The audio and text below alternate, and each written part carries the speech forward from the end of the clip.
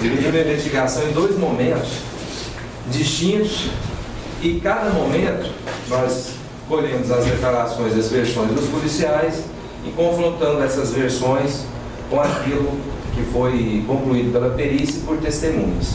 Então fica bem fácil de entender. Nós temos, primeira fase da investigação, a abordagem no Panamá e a segunda fase, o bloqueio em Goiatuba. No que se refere à abordagem do Panamá, versão dos policiais militares que estavam lá na cidade do Panamá, que eram o Edson Silva da Cruz e o Luiz Felipe dos Santos, é de que o José Bonifácio Júnior, aqui eu vou pedir uma vênia para chamá-lo de Boni Júnior, né? Que é um nome que a gente até usou aqui também, que o Boni teria dado um cavalo de pau na frente da delegacia, fugido em seguida, depois de uma abordagem policial. Aliás, antes disso, um homem que estava acompanhando ele no banco do passageiro dianteiro direito teria disparado um tiro contra a viatura e fugido para a cidade de Goiatuba. Essa é a primeira fase da investigação. Confrontando essa versão com o depoimento de testemunhas diretas e presenciais que estavam com o Boni Júnior durante todo o dia do sábado. Ele foi para a casa da ex-namorada, permaneceu lá durante o período da tarde, depois foi até um bar na Praça Matriz, ficou com outros amigos lá e aí saiu. Então, todas essas testemunhas foram ouvidas, inclusive aquelas que diretamente viram ele saindo. E essas testemunhas, essa primeira linha das testemunhas, ela é distoante com aquilo que os policiais falam. Porque os policiais falam o quê? Ele deu o cavalo de pau, um homem que estava acompanhando ele deu um tiro e fugiu. As testemunhas presenciais viram ele saindo do bar sozinho, e lá era uma coisa de 40, 50 metros do bar onde ele estava até a curva da delegacia onde ele se deparou com a viatura. Então aí já começou a derrubar a versão dos policiais. E outra coisa muito importante foi a perícia muito bem realizada pela Superintendência da Polícia Técnica Científica, no Núcleo Regional de Itumbiara, principalmente da Criminalística, que nos ajudou demais. Foram mais de 10 perícias realizadas no inquérito todo. E essa perícia, nesse primeiro momento, ela apurou que o tiro no para-brisa da viatura dos policiais, que segundo eles foi disparado por um passageiro. Esse tiro teria sido dado na descendente, num ângulo de 12 graus, ou seja, de cima para baixo. O que seria impossível para alguém que estivesse conduzindo um veículo. Então a perícia apontou que, se fosse alguém dentro de um carro, ele teria que estar a 33 centímetros acima do teto para realizar um tiro que desse naquele ângulo. Então isso comprova que o tiro foi dado depois da colisão lá em Goiatuba. Os policiais militares, já com os dois de Goiatuba também, os de Panamá de Goiatuba, em unidade de desígnios, resolveram alterar o local do crime, dando um disparo na própria viatura. Primeiro ponto da investigação, abordagem em Panamá. Segundo momento, bloqueio em Goiatuba. Versão dos policiais. O Boni Júnior estava vindo, sentido Panamá, Goiatuba, quando a cerca de 400, 500 metros, reduziu a velocidade, realizou um disparo contra a viatura Blazer, que estava posicionada na diagonal, na pista. E aí, depois desse tiro, ele teria acionado o veículo, acelerado, batido na viatura. Que os policiais, quando o Boni Júnior estava se aproximando do veículo, na iminência da colisão, eles realizaram vários disparos contra o carro dele. Ele bateu o carro, morreu em virtude de um disparo único que atingiu a cabeça dele. Foi realizado pelos dois policiais, André Luiz Rocha e Simar Gonçalves da Silva, na iminência da colisão. Versão dos policiais. O que a perícia levantou e as investigações também? Até é bom falar que num primeiro momento nós tínhamos depoimentos testemunhais. Nesses segundos nós só temos provas periciais, porque as pessoas que foram inquiridas, lá os funcionários do motel, ninguém fala nada. Então nós só temos a versão dos policiais que estavam lá no momento. Só que essa versão dos policiais, ela também destoa das provas técnicas colhidas. Primeira coisa que se destoa, foram feitas perícias no veículo do Boni Júnior. No veículo do Boni Júnior não existe disparos de arma de fogo. Então é pouco provável que, nessa iminência da colisão, a uma curta distância, os policiais atiraram mais de 6 vezes contra o veículo do Boni Júnior, não tivesse dado nenhum tiro no veículo. E sim só um tiro único num ângulo que, segundo o médico legista, foi de 90 graus. Ou seja, ele entrou na circular, porque quando um projétil transfixa a pele, ele forma um ferimento. Esse ferimento, dependendo do tipo de ferimento, o perito define qual foi o ângulo de entrada. Quando o ferimento é dado no ângulo de 90 graus, ou quando o tiro é dado no ângulo de 90 graus, o ferimento ele é circular, uma bolinha que forma. Quando ela é dado de outro ângulo, ele cria um ferimento irregular, como se ele estivesse passando. Há uma ponta nesse ferimento. Então o médico legista falou que o ferimento do Boni Júnior era circular. E assim, fisicamente, é quase impossível alguém conseguir atirar uma única vez contra a cabeça da pessoa que está num veículo a quase 100 por hora na iminência da colisão. Primeiro dado. Segundo dado, seria impossível, segundo a perícia também, que alguém dentro de um veículo Ford Focus, naquela mesma posição que ele estava, isso em relação à viatura Blazer, tivesse realizado um tiro que entrasse naquele ângulo que foi apresentado. Porque se a gente for observar um dos laudos aqui, vou mostrar para vocês o desenho, especificamente. Aqui nós temos o veículo do Boni. E aqui a posição que a viatura estava. O tiro, ele pegou no para-brisa da direita para a esquerda. Também num ângulo descendente. Ou seja, o tiro foi dado de cima para baixo. Isso significa dizer que o perito fez uma ele especificou os triângulos e definiu que quem atirou na Blazer foi um homem a 4,5 metros de distância. Isso é física. Qual que é o ângulo do disparo? Ele traçou uma reta e essa reta dava uma pessoa em pé. Era impossível para alguém no veículo ter atirado naquele ângulo, porque o ângulo do veículo, segundo o próprio perito também, que fez aqui um estudo muito bem feito, tendo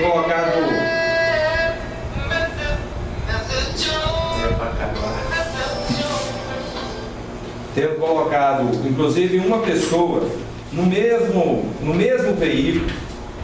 Mostrar essa perícia também é importante. Uma pessoa no mesmo veículo do Boni Júnior, e ele fez um levantamento aqui, ó. Então ele colocou uma pessoa no mesmo veículo, inclusive, ele teve cuidado de fazer no mesmo veículo. E essa pessoa com a mão esquerda para fora, por quê? Por que a mão esquerda? Porque no para-brisa não havia marcas de disparo. Então não teria como ele ter tirado de dentro para fora. Aqui ele teria colocado a mão para fora do veículo, necessariamente para efetuar o disparo, porque o para-brisa estava intacto. Então esse ângulo ele é um ângulo ascendente. E o tiro na viatura é descendente. Então com isso provou-se também que o tiro dado na viatura Blazer foi um tiro que não foi realizado pelo Boni Júnior, não poderia ter sido. Outro elemento importante... Mas quem seria esse homem? Qual homem? Esse. Não, isso daqui é só o auxiliar que colocou no lugar do Boni Júnior, perícia. Para fazer essa perícia. Mas houve um disparo. Segundo a versão dos policiais militares, os militares têm disparo na viatura Blazer, tá? Tem disparo. Mas então esse atirador, esse homem, provavelmente ele seja... Esse homem é um dos militares. Militares. Por quê? Eles forjaram o confronto. Eles forjaram. Tá. E outra coisa, foi feita uma perícia também no veículo e apurou-se que o vidro, no momento da colisão, ele estava fechado. Então, como que ele abriria o vidro, tiraria a mão, disparava, colocava a mão de novo, fechava o vidro e acelerava o carro?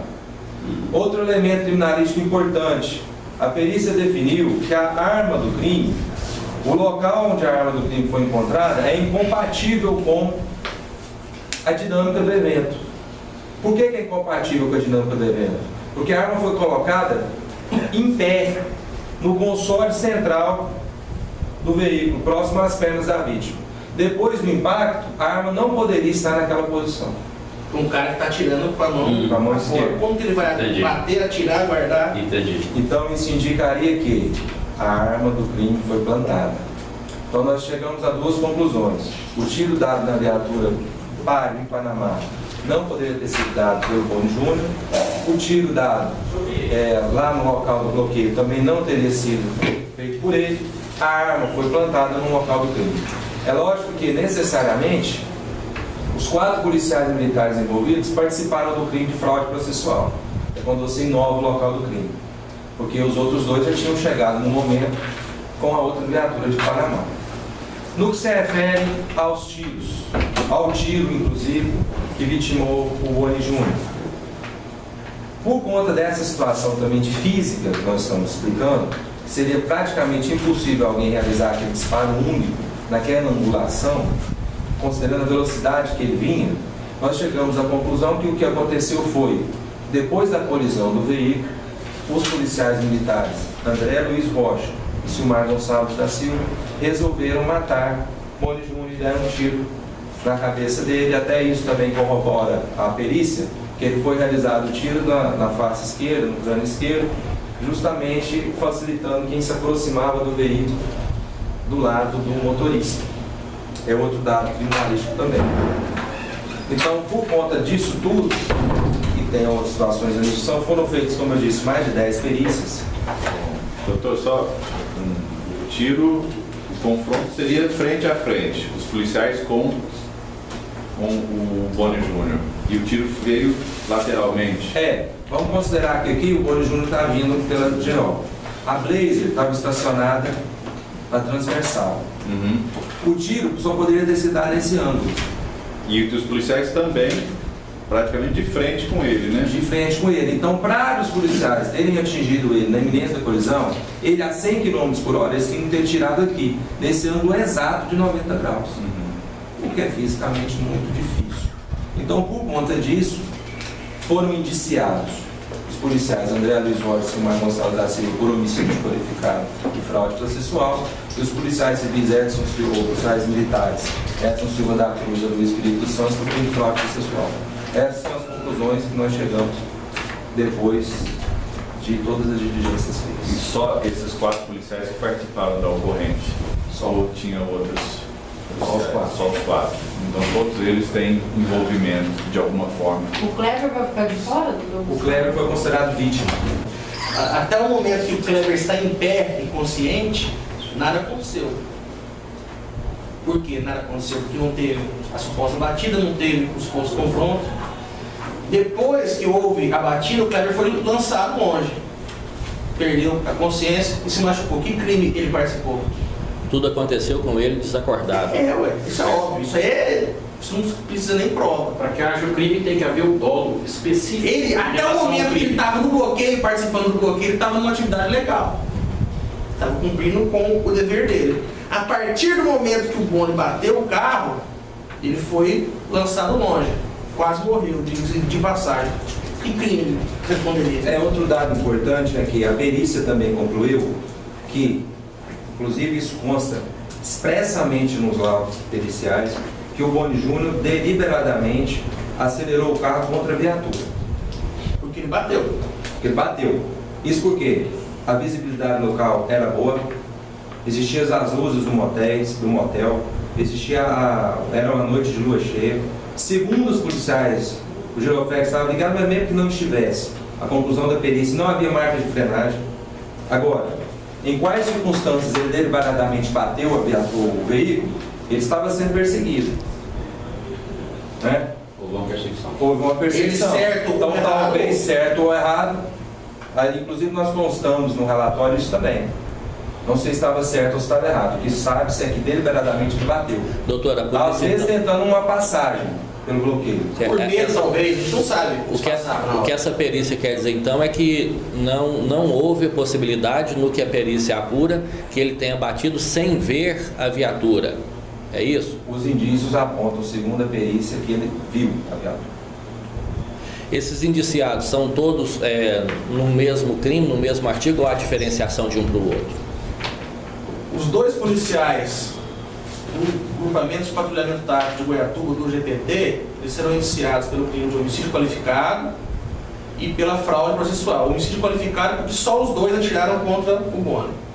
Fraude processual porque eles ajudaram a forjar a cena do crime para simular um confronto que justificaria a morte da vítima. Os dois da cidade de Panamá, está provado que eles chegaram no local do crime após. Então os dois de Panamá, eles só participaram da tentativa de forjar a cena do crime. Então eles só respondem por esse crime. Então seriam os dois policiais militares de Goiatuba respondem por homicídio qualificado e fraude processual, são dois crimes, e os dois policiais de Panamá só por fraude processual. Explica da comparação balística também. Tá. A questão da comparação balística, foi feita uma perícia, foi feita uma exumação e o médico legista retirou os restos do projétil do crânio da vítima, e esse projétil ele só penetrou no crânio o seu núcleo. O núcleo do projétil, o núcleo de chumbo, ele não traz marcas de estriamento do cano da arma. Então, obviamente, como não tem nesse núcleo de projétil de chumbo estrias, não pode ser comparado com as armas dos policiais. Foi feita essa comparação e restou inconclusiva. A questão da perícia do confronto balístico foi a única perícia das várias que foram realizadas no inquérito que não teve uma conclusão, foi essa. Então, assim, mas houve um indiciamento dos dois policiais, do André e do Silmar, independentemente disso, porque nós concluímos que não haverá possibilidade, a não ser que algum deles se declare expressamente, de quem realizou o tiro único. Com o que nós temos até agora é impossível.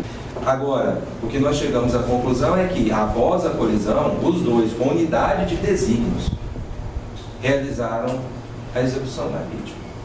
Quem atirou, se foi A ou se foi B, independe. Para nós, o desarmamento foi dos dois.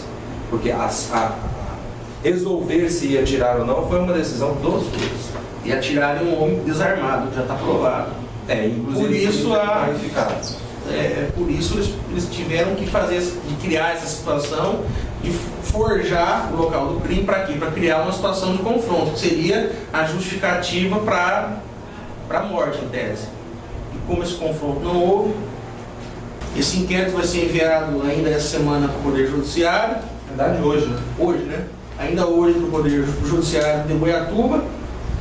Ele será encaminhado pelo Poder Judiciário ao Ministério Público, e o Ministério Público oferecerá a denúncia, certamente por esses mesmos crimes, e futuramente o caso será julgado pelo Tribunal do Júri da Comarca de Goiatuba, que foi o local de onde ocorreram os crimes da fraude processual, que é o local do crime forjado, e do homicídio. A Polícia Civil encerra o caso hoje, nesse momento.